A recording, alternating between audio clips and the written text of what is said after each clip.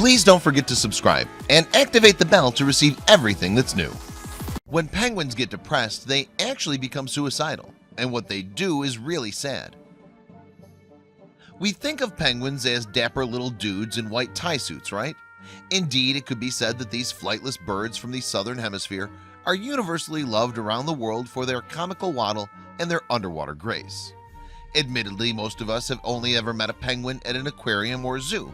That's why nature documentaries are so important to our understanding of these creatures. Still, most documentaries leave us with the perception that these animals live a life of adorable confusion. The birds are often seen waddling on their tiny feet or sliding on their rotund bellies between their nesting sites and the ocean or sea. It's only when they hit the water that they show off the real reason as to why they look like stuffed bowling ball pins. Penguins in the water are amazingly quick and acrobatic swimmers, and these subaquatic skills are very impressive. After catching some fish, the penguins hop back on land and march in half steps to their nests to feed their adorable little chicks. Most penguin species mate for life too, so we watch with romantic idealism as a faithful partner returns to a longtime sweetheart and assumes parental egg duties. But if you're a penguin living in Antarctica, life can be brutal indeed. First, there are the killer whales and the sea lions waiting in the water to eat you. Then there's the ice-covered desert you call home. Imagine trying to survive in a place where the average winter temperature is negative 30 degrees Fahrenheit. That's negative 34.4 degrees Celsius, and lasts for 6 months. Unlike us, penguins can't retreat to a shelter either. They have to huddle among themselves and constantly change who's on the outside just to survive. It's not an easy life even when the weather is good either. Climate change is gradually reducing the habitable area for penguins as well as other Antarctic fauna. This means they have less space in which to live and nest and are more exposed to predators. Furthermore, loss of sea ice and the accompanying algae that grows under the ice are also steadily reducing one of the penguin's major food sources, krill. These shrimp-like animals feed on the algae, and so with less ice and less algae comes less krill. As a result, not only are penguins facing a hungry future, but they're also at greater risk of getting diseases and are less able to raise their chicks. Does this explain why penguins can sometimes act so strangely? It's a mystery that Antarctic biologists have yet to solve, but some penguins are actually committing suicide. And we're not talking about taking one for the team by diving first into what might be sea lion infested waters. No, these are penguins that make a decision that will kill them with no obvious altruistic outcome. And the way they do it is extremely upsetting for anyone who loves them. There's a clip from the Werner Herzog documentary, Encounters at the End of the World, in which the legendary director focuses on an apparently indecisive Adelie penguin.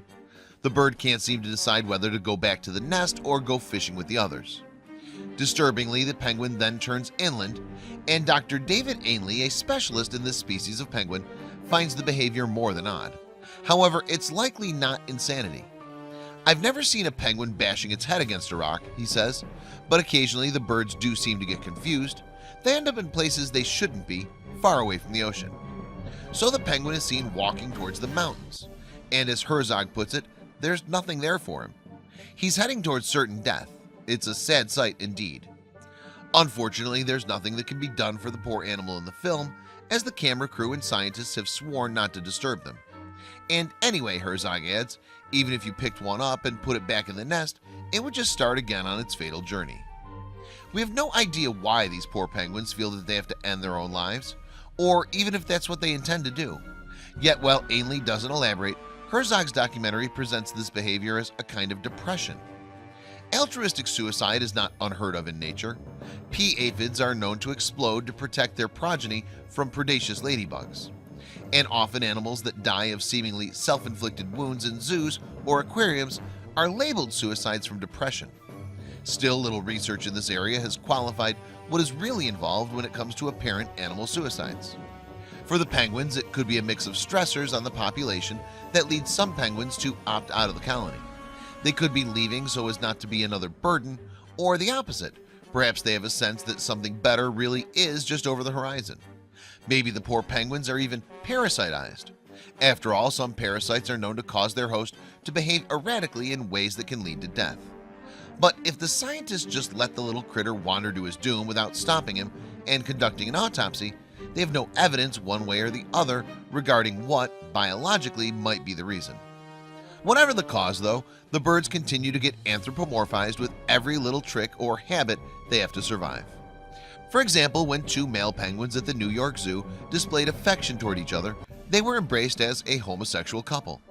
And when female Adelie penguins were caught having affairs with other males besides their long-term mates and stole some rocks for their nests as part of the courtship, the media labeled them as prostitutes. Of course, penguins, like all animals, including humans, have similar survival instincts, but how they respond to environmental and physiological stress may vary depending on the individual. And just as we can't explain every human action through the lens of society, neither can we explain every penguin through the lens of the colony. Moreover, while scientists try to figure out why some of these birds are marching to their own doom, perhaps we should reflect on how we might be contributing to their drive to do so. Please don't forget to share this video with your friends below.